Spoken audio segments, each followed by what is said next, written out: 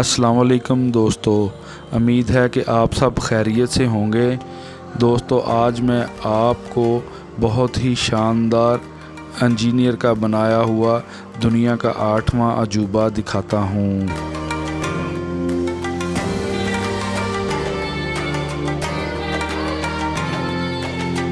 دوستو، کافی دنوں سے میرے کچھ دوست مجھے مچھلی کی دعوت پر بلا رہے تھے، تو آج اچانک میرا پلان بنا کہ ان کے پاس جایا جائے۔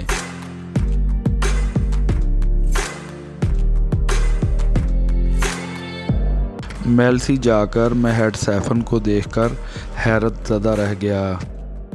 دریا کے نیچے سے نہر گزرتی ہے۔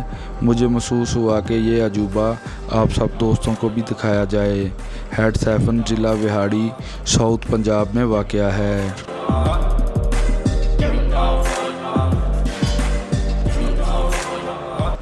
یہ دنیا کا 8واں عجوبہ ہے جو کہ 1960 میں گومن کنسٹرکشن کمپنی نے جنرل صدر ایوب کے دور میں تعمیر کیا۔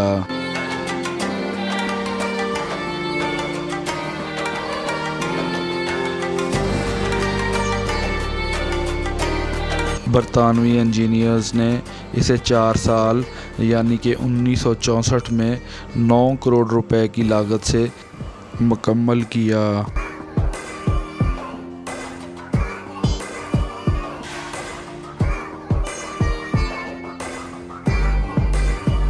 ہیڈ سیفن دریائے ستلج اور ہیڈ سدنائی کی لنک کنال کے درمیان تعمیر کیا گیا تھا۔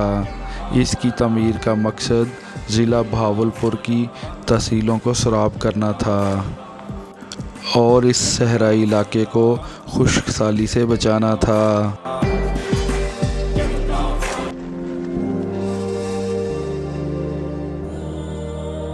دوستو، یہ نہر دریا کے نیچے سے گزرتی ہے۔ یہ نہر پانی گرنے والی جگہ سے تقریباً 35 فٹ گہری ہے۔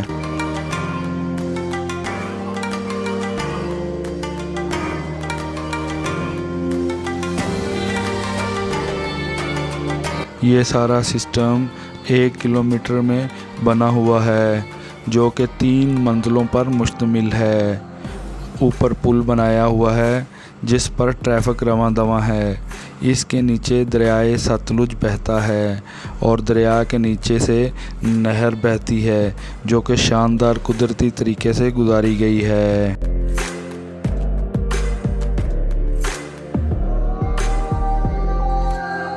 یہ نہر بغیر کسی پمپ کے زمینی کشش سے ہی ایک طرف سے پانی دریا کے نیچے سے گزرتا ہے اور سرنگ نما نہر سے گزر کر دریا کے دوسری طرف اوپر آ جاتا ہے۔ اس نظام کا نام سیفن ہے، جس وجہ سے اسے ہیڈ سیفن کا نام دیا گیا ہے۔ اس مقام پر دریائے ستلج کے پل پر ہیڈ تعمیر کیا گیا ہے جو دریائے ستلج کے پانی کو روکتا ہے اور ضرورت کے وقت گیٹ کھول کر پانی ہیڈ پائنن کی طرف چھوڑ دیا جاتا ہے۔ دریائے ستلج پر ٹوٹل 4 ہیڈ بنائے گئے ہیں۔ پاکستانی حدود میں قصور کے قریب دریائے ستلج پر ہیڈ گنڈا سنگھ، بہاول نگر کے قریب ہیڈ سلیمان کی، اس سے آگے حاصل پور کے مقام پر ہیڈ اسلام واقع ہے۔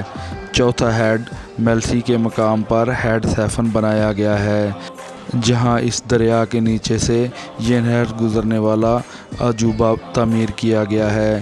اس کے بعد یہ دریا ہیڈ پائنن کے مقام پر دریائے چناب اور دریائے راوی میں جا ملتا ہے۔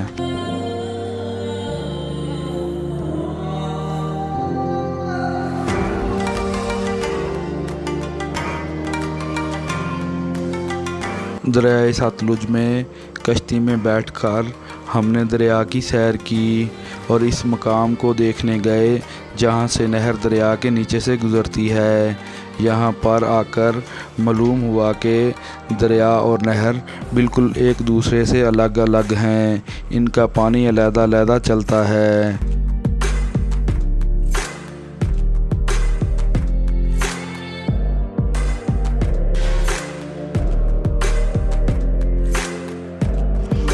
یہ نہر ہیڈ سدنائی سے لے کر احمدپور تک تقریباً 250 کلومیٹر لمبی ہے۔ یہ نہر ہیڈ سدنائی سے کچا کھوہ، ضلع وہاڑی، میلسی میں آ کر دریائے ستلج کے نیچے سے گزر کر خیرپور، لال سوہندرا نیشنل پارک اور ضلع بہاولپور کی تحصیل یزمان اور تحصیل احمدپور کو سراب کرتی ہے۔ دوستو، یہ وہ مقام ہے جہاں پر نہر دریا کے نیچے سے تقریباً 35 فٹ گہرائی میں پانی گرتا ہے۔ 2015-16 میں میاں محمد شہباز شریف کے دور حکومت میں اس پر ایک اور گیٹ بنانے کا منصوبہ بنایا گیا، جس پر فوری طور پر کام شروع کر دیا گیا اور یہ منصوبہ 2020 میں مکمل ہو کر اس وقت کے وزیر اعلیٰ پنجاب عثمان بزدار نے اس کا افتتاح کیا۔ اب اس پر 5 گیٹ ہیں۔ 5ویں گیٹ اور ایک نئے سیفن کو بنانے کا مقصد اگلے علاقوں میں پانی کی بڑھتی ہوئی ضروریات کو پورا کرنا تھا۔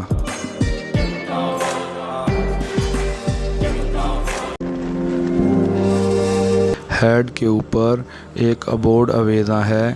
اس بورڈ پر پچھلے آنے والے تمام سیلابی صورتحال کا سن درج ہیں۔ بورڈ کو دیکھنے پر پتہ چلا کہ 1970 سے لے کر 1993 تک تقریباً 20 تاریخیں درج ہیں۔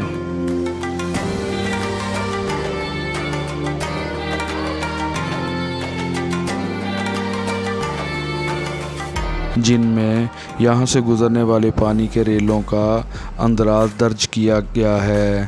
1970 سے لے کر 1993 کے درمیان اکتوبر 1988 میں سب سے بڑا سیلابی ریلا گزرا، جو کہ 2,17,616 کیوسک پانی تھا۔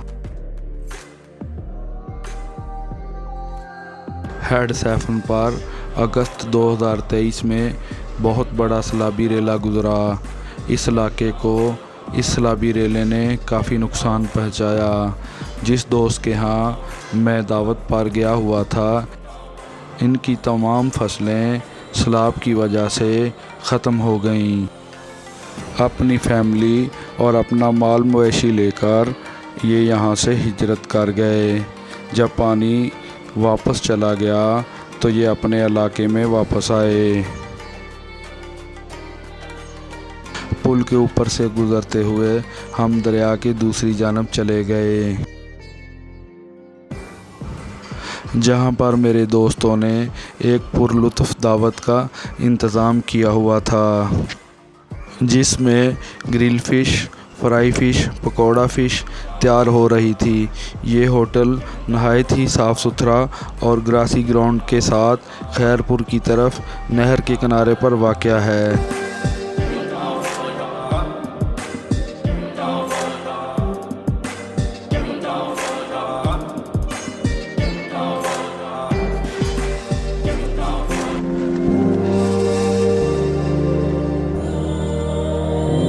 ہم نے یہاں بہت ہی پرلطف وقت گزارا۔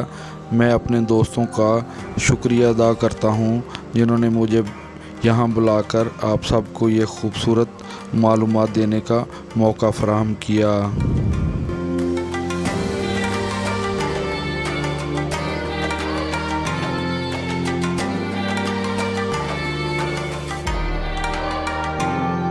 امید کرتا ہوں دوستو آپ سب کو اس ویڈیو میں دی گئی معلومات بہت ہی پسند آئی ہوں گی۔